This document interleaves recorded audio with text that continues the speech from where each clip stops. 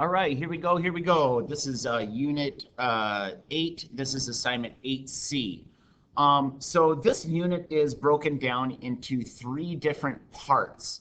And this is the beginning of the second part of the unit. And let me talk a little bit about what we're talking about in this assignment. Again, excuse me. This is another thing about confidence intervals. So let's review what we learned on the last type of assignments. So the last type of assignment, we were figuring out a confidence interval given a sigma. And a sigma is a standard deviation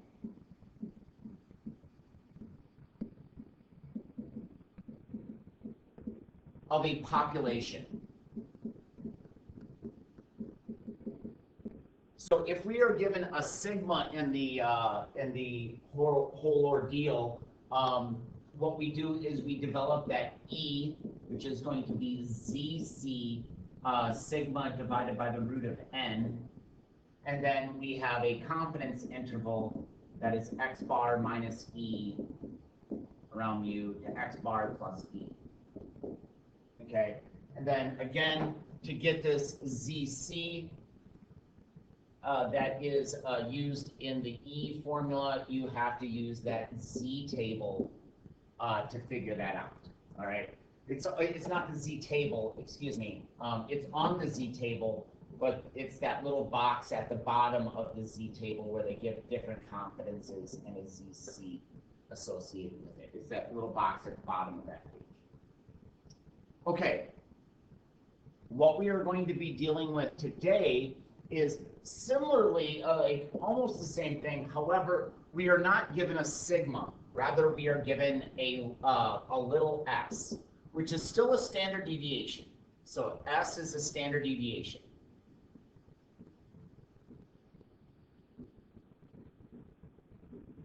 But it's a standard deviation of a sample.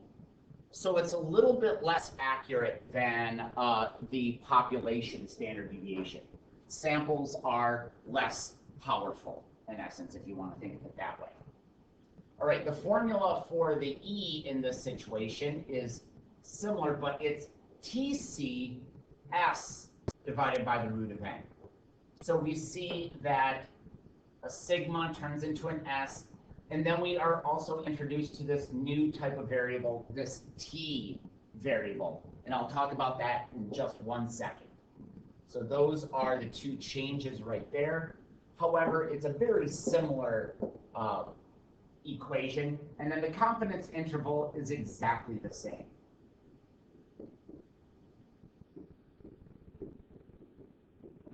All right. So the question now is, how do I operate with this TC? How do I get a TC? So the Z, you're obviously using the Z table. T, I'm going to be giving this to you, and you should have it attached to the files associated with this, is the T table, or the student's T. And here's what the T table looks like. This is an example of the T table. How we're going to be operating with this T table, again, I'll teach you everything that you need to know here, is this. We're going to focus in on this upper left-hand box right here that says DF/C. Okay? Get a little bit of working room here. What DF stands for is the degrees of freedom.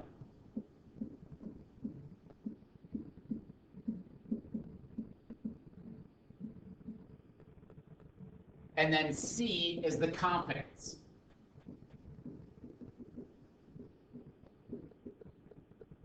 Okay? So an example would be something like this. Oh, let me give you how to find the degrees of freedom. The degrees of freedom is very simple. You take, let me write a complete formula here. The degrees of freedom is equal to the n, the sample size, minus 1. So the sample size minus 1. And then in the confidence, what you do is for the confidence, if you have something like, say, I want to be 85% confident, all you have to do is turn that into a decimal. Okay. So an example would be, say the n is equal to 12, and I want to be 90% confident. N is 12, and I want to be 90% confident. All right, so that n of 12 implies that the degree of freedom is 11. All right, and then a confidence of 90%. So we go to the degree of freedom of 11, and then we look for a confidence of 90%.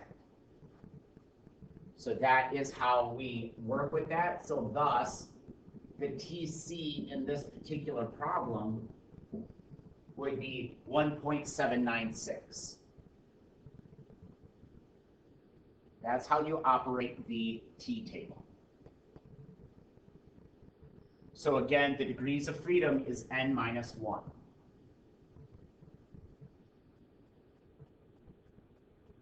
So putting that all onto this one page, the degree of freedom is n minus 1. And then you just look up the TC on the t-table, not the z-table. Again, the t-table should be a file attached to the assignment itself. Again, print that off and have that as a physical paper copy. Don't just have an electronic version. It's much easier and quicker if you physically have paper in your hand. Okay, but other than that one slight difference, everything else is the same. All right, so let's go ahead and get down to it. I'm actually going to start with number 2. And then we'll go back to number 1. So let's get a couple of these problems under our belts before we do hypothetical problems. All right, how high do ponderosa pine trees grow? Suppose that a certain region mature ponderosa pines were measured to have the following heights. All right, so they give us a mean. So here they give us the average, that is 132.70. That was very nice of them. We didn't have to find it. And a standard deviation. Notice how it's an S, not a sigma. So that means that we're going to be using this formula. If they would have given us a sigma, then we would be using this formula right here. Right? So you have to pay attention to what type of standard deviation they're giving you. Anyways, not there quite yet. So we want, so it's actually, here we go. 1, 2, 3, 4, 5, 6, 7, 8, 9, 10. Our sample size was 10, and we want to have a confidence of 80%. Okay. So I know that I'm going to be using this formula right here, the TC, S divided by the root of n. So I'm going to find the things that I need to find for that. So the first thing that I need to elicit from my information is that my degree of freedom is going to be 9. My degree of freedom is going to be 9. All right, so I have a degree of freedom of 9. And a confidence of 80. So let's go ahead and look that up. Degree of freedom of 9. So I have a degree of freedom of 9 and a confidence of 80%. And so I see that those intersect at 1.383. That is the TC in this situation.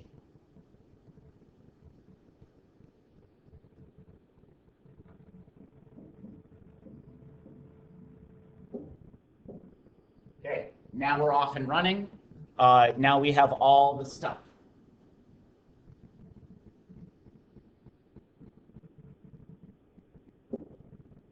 So the E is going to be TC S divided by the root of n. Again, the n is still 10. N doesn't turn into 9. N is 10. The degree of freedom is 9. Do not accidentally think that n turns into a different number.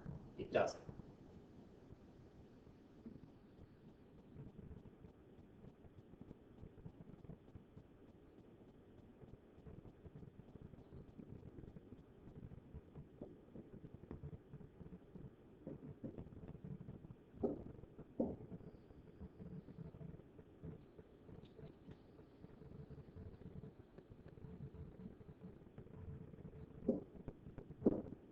And the confidence interval, again, is the exact same formula as it was before.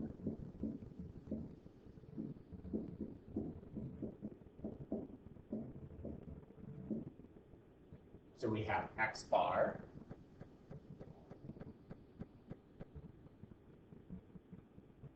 minus E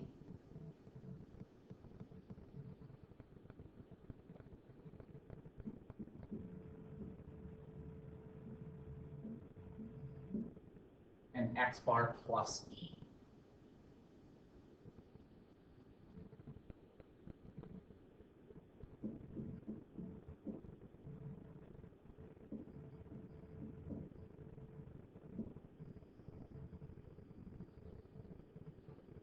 There we go, we got a confidence interval.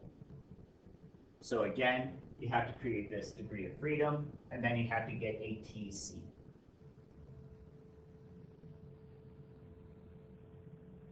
Okay, number 3 is the same type of problem. We are making a 95% confidence interval in this situation. So I see that my sample average is 44.9 with a standard deviation that is an S of 23.30. I see that my sample size is 10, I believe. 1, 2, 3, 4, 5, 6, 7, 8, 9, 10 is 10. And the confidence that I want this thing to be is 95%. Because this is an S, I need to get a TC, which involves a degree of freedom. So this implies that the degree of freedom is 9. So 9 at 95%. So 9 at 95%. So a degree of freedom of 9 at 95%.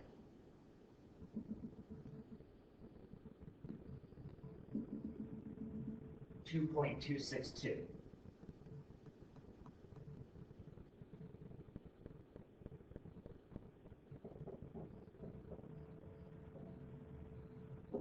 Okay, so the margin of error is pretty much the same formula as we were using in the previous assignments, except the ZC is now a TC and the sigma is now an S.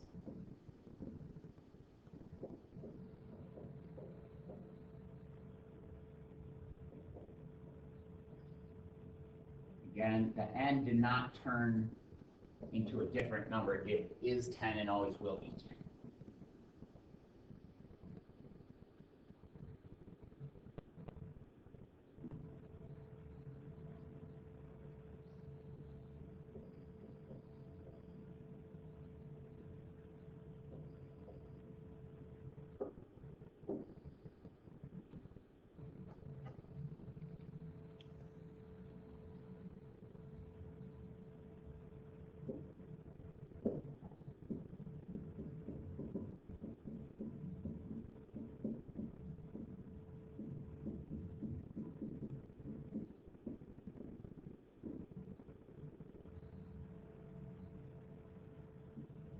X bar minus E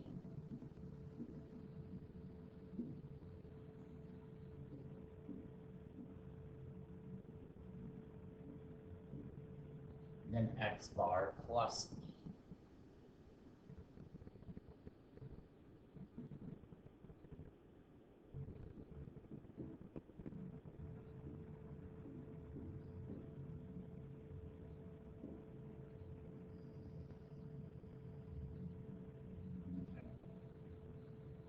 All right. So let's go back to the number one question. And this is going to be, again, one of those like mathematical breakdowns. There's not actual numbers that we're looking at. So here we're looking for, assume sigma is not known, for which sample size n of 10 or n of 21 is the confidence interval longer. Okay, so let's just say that okay, so sigma is not known, so that means we are using this equation right here. And I'll point out the obvious. This is a multiplication, this is a multiplication, this is a division. Okay? So if that is the situation,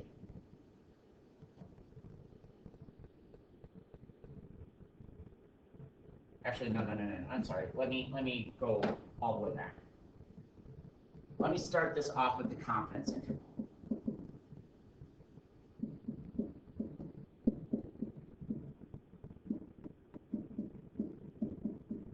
All right, so if I want the confidence interval to be longer, what does that say about E? Okay, so if this needs to be longer, that means obviously the E needs to be larger. The E needs to be larger. Okay, so if this is going to be longer, again, the concept is this. Mu and x bar are in essence the same thing. We're thinking of them as about being the same thing. And so how we create this interval is we add E and subtract E. So if E is a really big number, we're adding and subtracting a really big number. If E is really small, then we add and subtract and it's really short. Okay, here we want the interval to be longer. That means E naturally has to be larger. Okay, so E is larger. So let's go backwards one more step to this formula right here. And so I need E to be larger. And the question is asking, well, what is N doing to make that happen? And now I bring in the concept that this is a multiplication, this is a multiplication, and the N is a division. So if I want my answer to be larger and I'm dividing implies that it's going to be an opposite. So the N will have to be smaller. If I want a larger, I have to divide by a smaller. And so if I have an option, an N of 10 or an N of 21, that implies that N is going to be equal to 10 in this situation.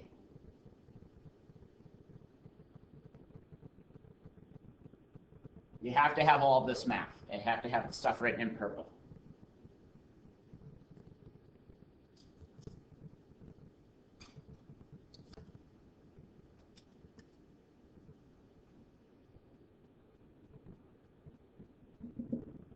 Okay, so here again we have this similar type of problem. We want the confidence interval to be longer. So the confidence interval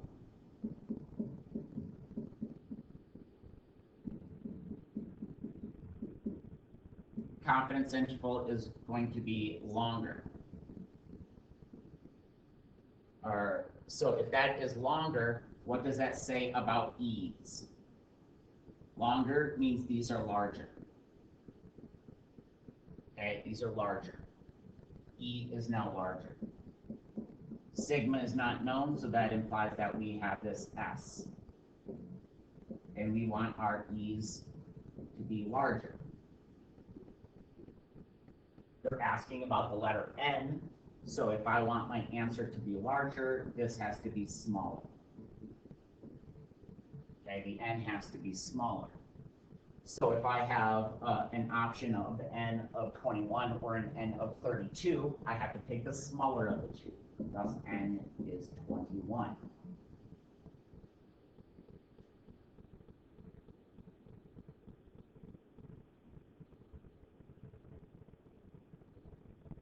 Okay, I'll leave that up on the board as I set up number 5. Here we are setting up an 80% confidence interval given an S.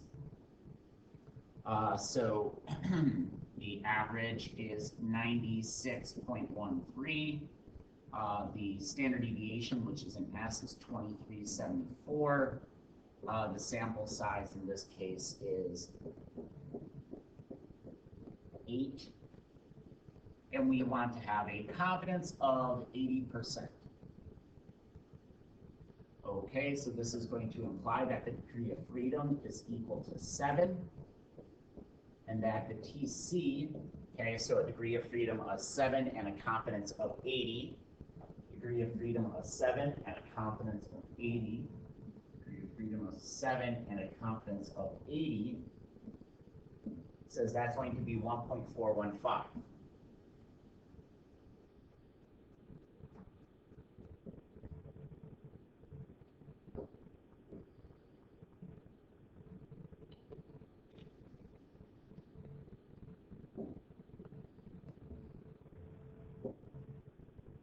So the error is TCS divided by the root of n.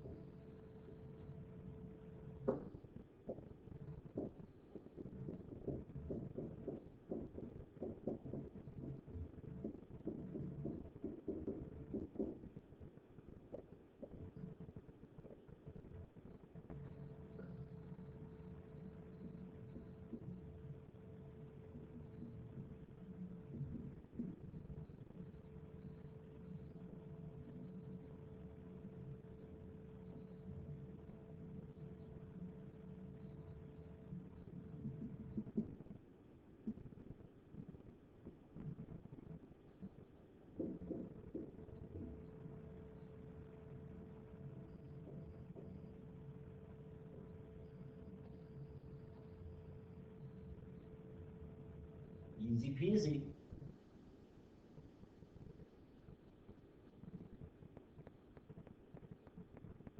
Yeah, I'll keep that up on the board while I try to set up the next one. Okay, so here we have an average of 51.2 with a sample standard deviation of 1904. We have a sample size of, I think, 10.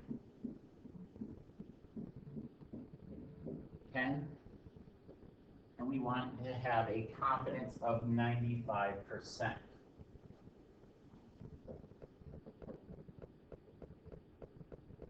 Okay, so that means that we have a degree of freedom of 9, and we have a confidence of 95%. So degree of freedom of 9 at 95%.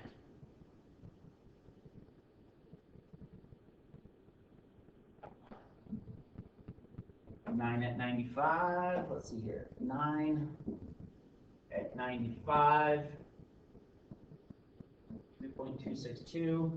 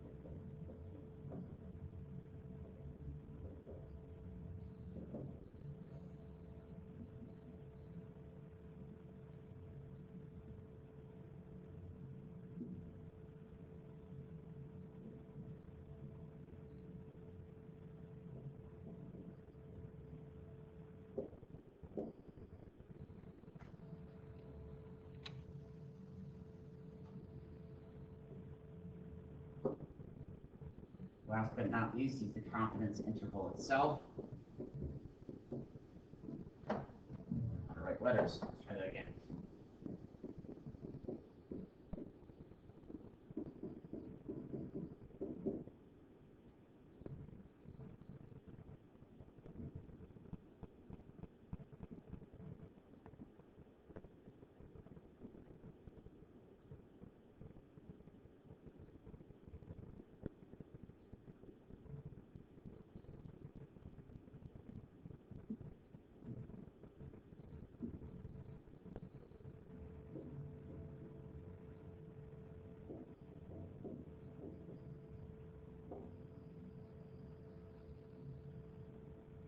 There it is.